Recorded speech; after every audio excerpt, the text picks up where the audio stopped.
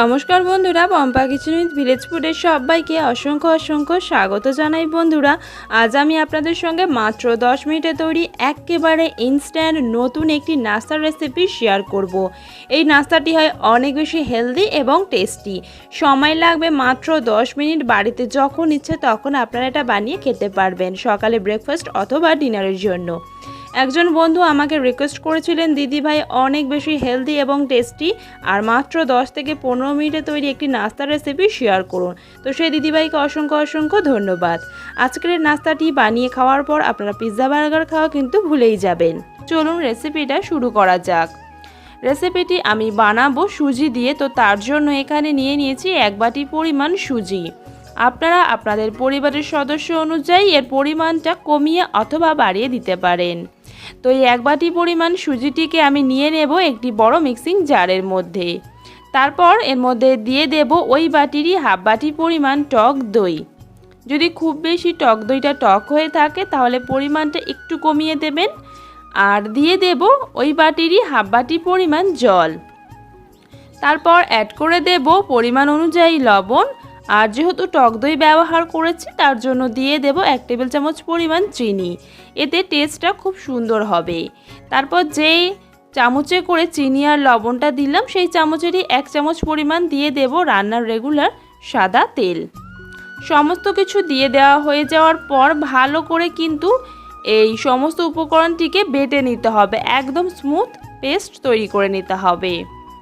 তো আমি পেস্টটা ভালো করে রেডি করে নিয়েছি একটু সময় নিয়ে। আর সুজি আর টক দই আর জলের পরিমাণটা কিন্তু এক থাকবে, মানে 1 বাটি সুজির জন্য আমি 1 বাটি পরিমাণ টক দই আর জল নিয়েছি একত্রে।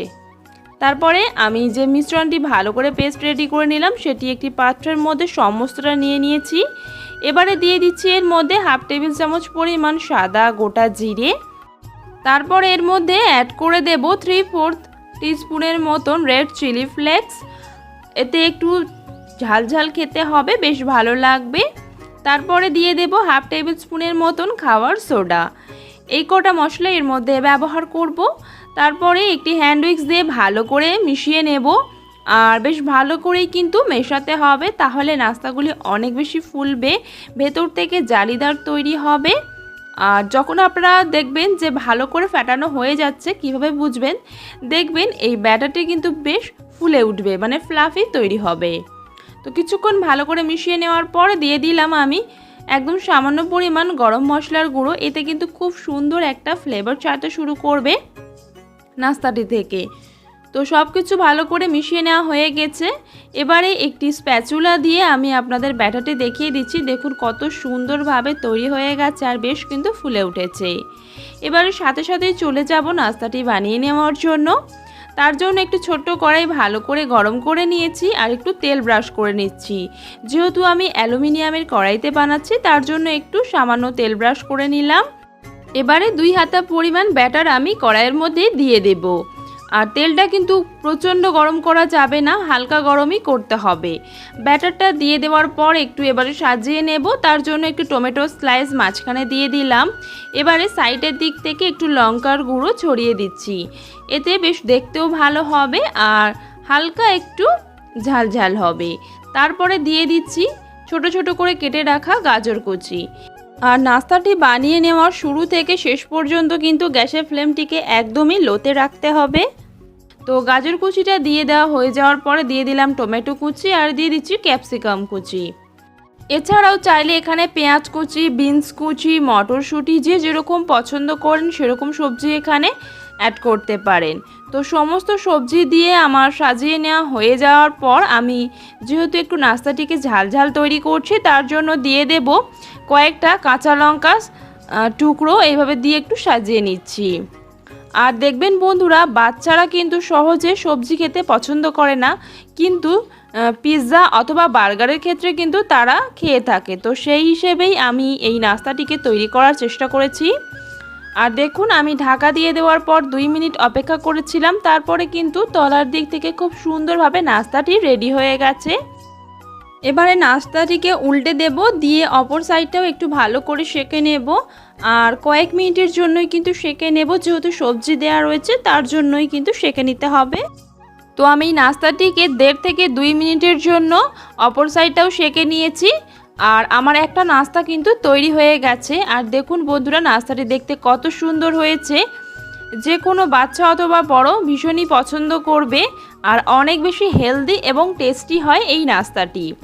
তো একটি নাস্তা তৈরি করে নেওয়া হয়ে গেছে, আমি প্লেটের মধ্যে নামিয়ে নেব। একইভাবে আমি অপর নাস্তাগুলিকেও তৈরি করে নেব। আর আমি এখানে অ্যালুমিনিয়ামের কড়াইতে বানাচ্ছি বলে সেজন্য একটু তেল ব্রাশ করতে হচ্ছে। আর যদি আপনাদের হাতের কাছে ননস্টিকের কড়াই থাকে তাহলে কিন্তু এই তেলটাও লাগবে না, একদমই তেল ছাড়া আপনাদের এই নাস্তাটি তৈরি হয়ে যাবে। একইভাবে আমি ব্যাটারটি দিয়ে দেওয়ার পর সাইডের দিক থেকে একটু লঙ্কার গুঁড়ো দিয়ে দিলাম, তারপরে একটি টমেটো স্লাইস মাঝখানে দিয়ে দেওয়ার পর আমি সবজি দিয়ে গার্নিশ করে নিচ্ছি নাস্তাটিকে। আর বন্ধুরা, আপনারা এই নাস্তাটিকে স্কুলের টিফিনে অথবা বড়দের লাঞ্চ বক্সেও দিতে পারবেন। আর সকালবেলা যখন সময় একদমই হাতে কম থাকে সেই সময় কিন্তু ঝটপট করে এই নাস্তাটি বানিয়ে নেওয়া যায়। আর যে সমস্ত বাচ্চারা একদমই সবজি খেতে পছন্দ করে না, চাইলে আপনারা ব্যাটারের মধ্যে এই সমস্ত সবজিগুলিকে মিক্স করেও কিন্তু নাস্তাটিকে বানাতে পারেন। তো একইভাবে আমার দ্বিতীয় নাস্তাটিকেও তৈরি করে নেওয়া হয়ে গিয়েছে। আর দেখুন বন্ধুরা, কত সুন্দর দেখতে হয়েছে নাস্তাটিকে।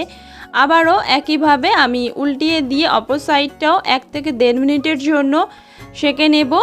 তো এইভাবেই আমি সমস্ত নাস্তাগুলিকে তৈরি করে নেব। আর যখন আমি ব্যাটারটি তৈরি করেছিলাম তখন ওখানে 1 টেবিল চামচ তেল ব্যবহার করার কারণে কিন্তু নাস্তাটির মধ্যে অনেক বেশি শাইনি ভাব এসেছে।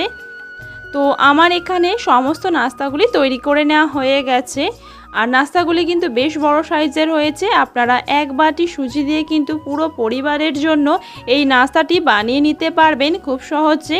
আর আমি এখানে তেঁতুলের চাটনি আর টমেটো সস দিয়ে পরিবেশন করেছি। একবার হলো বাড়িতে বানিয়ে দেখবেন বন্ধুরা, খেতে কিন্তু অসাধারণ টেস্টি হয়।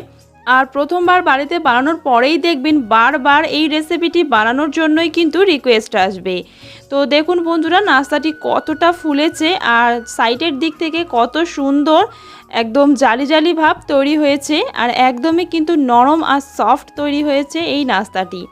খেতে তো ভীষণই ভালো হয়, একবার হলো বাড়িতে বানিয়ে দেখতে পারেন বন্ধুরা। আর যে সমস্ত বন্ধুরা আমাকে সুন্দর সুন্দর কমেন্ট করেন এবং রিকোয়েস্ট করেন এই ধরনের নাস্তা রেসিপি শেয়ার করার জন্য, সেই সমস্ত বন্ধুকে অসংখ্য অসংখ্য ধন্যবাদ আমাকে কমেন্ট করে উৎসাহিত করার জন্য। তো একটি নাস্তা আমি আপনাদের কেটেও দেখিয়ে দিচ্ছি। দেখুন কতটা নরম তুলতুলে হয়েছে, আশা করছি দেখে বুঝতেই পারছেন। আর ভেতরের দিক থেকে কিন্তু অনেকটা জালি ভাব তৈরি হয়েছে। আর এই নাস্তাটি কিন্তু তেঁতুলের চাটনি আর টমেটো কেচাপের সঙ্গে অসাধারণ লাগে। তো বন্ধুরা, আমার এই নাস্তার রেসিপিটি আপনাদের কেমন লাগলো অবশ্যই কমেন্টে জানাবেন। ভালো লেগে থাকলে কিন্তু একটি লাইক দিয়ে দেবেন। আর যে সমস্ত বন্ধুরা আমার চ্যানেলে নতুন বন্ধু রয়েছে তাদের কাছে একটি রিকোয়েস্ট রইল, আমার রেসিপি ভালো লেগে থাকলে অবশ্যই কিন্তু আমার চ্যানেলটিকে সাবস্ক্রাইব করে রাখবেন, যাতে আমার রেসিপি আপলোড দেওয়ার সাথে সাথেই সবার প্রথমে আপনাদের কাছে নোটিফিকেশন পৌঁছে যায়। তো বন্ধুরা, এই অসাধারণ টেস্টি নাস্তাটি আপনারাও বাড়িতে বানান আর সবাই মিলে এনজয় করে খান। দেখা হবে আবারও নেক্সট ভিডিওর সাথে। সবাই ভীষণ ভালো থাকবেন, সুস্থ থাকবেন। আবারও নিয়ে আসবো নিত্য নতুন স্বাদের রেসিপির সাথে। আজকের মতন এই পর্যন্ত।